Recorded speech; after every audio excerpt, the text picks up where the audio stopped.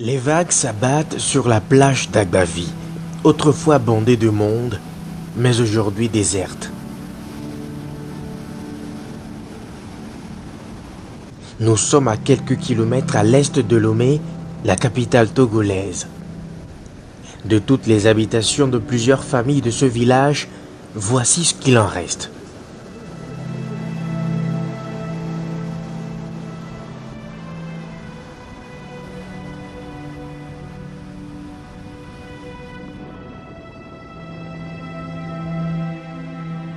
Des maisons abandonnées, des tonnes de ciment réduites en débris, des ménages expulsés, la cause à la mer. Ici, il n'y a presque plus de vie pour les quelques riverains restés pour s'accrocher à leur patrimoine familial. En 40 années, l'eau a considérablement avancé et emporté tout sur son passage. Plusieurs centaines d'habitations sont parties sous les eaux, tout comme les deux premières routes nationales numéro 2, reliant Lomé à Anéro et permettant de rallier le Bénin voisin. Sur la plage, les seuls objets encore visibles sont des cocotiers quasiment déracinés. Plus loin, des enfants se jettent dans les vagues, lesquelles leur ont tout arraché. Majoritairement pêcheurs, leurs parents ne vivent plus de leur principale activité. Dans ces eaux, les espèces aquatiques font place à des tonnes de pierres, des résidus d'objets emportés. Conséquence, les pirogues sont au repos éternel. Les meilleurs moments font désormais partie du lointain passé. Même les places de loisirs qui autrefois offraient de très bonnes ambiances.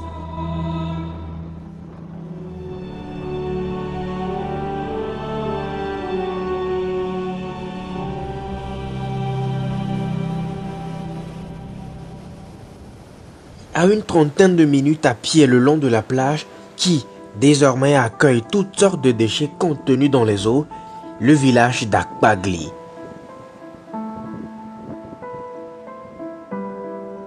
La mer n'a pas non plus épargné ce village, dont la grande partie se retrouve aujourd'hui au plus profond des eaux.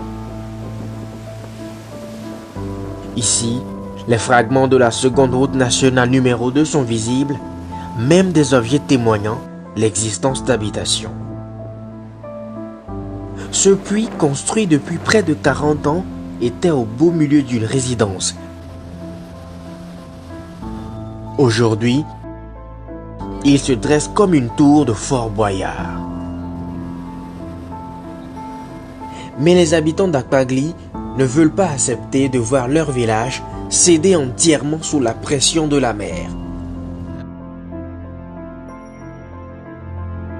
Sur initiation de certains cadres de la localité, plutôt engagés, ils mettent en place deux sortes d'ouvrages de protection. Le premier, perpendiculaire à la mer, plongeant dans les eaux pour provoquer un ensablement. Le second ouvrage consiste à construire des puits accolés parallèlement à la côte. Le but est de constituer une brise-lames pour atténuer l'énergie des vagues, les empêcher d'aller plus loin. Leurs efforts ne peuvent tout de même pas arrêter la mer d'avancer, mais pourraient contribuer à lutter contre ce fléau s'ils bénéficiaient d'une aide. Ils se désolent d'ailleurs du manque d'aide des autorités compétentes du pays et se sentent laissés à eux-mêmes, seuls contre une étendue d'eau menaçante. Eh oui, la mer avance à grands pas. Rien qu'en 40 ans, près d'une douzaine de villages a été englouti par les eaux. Les habitants de ces villages se sont réfugiés dans les villages avoisinants.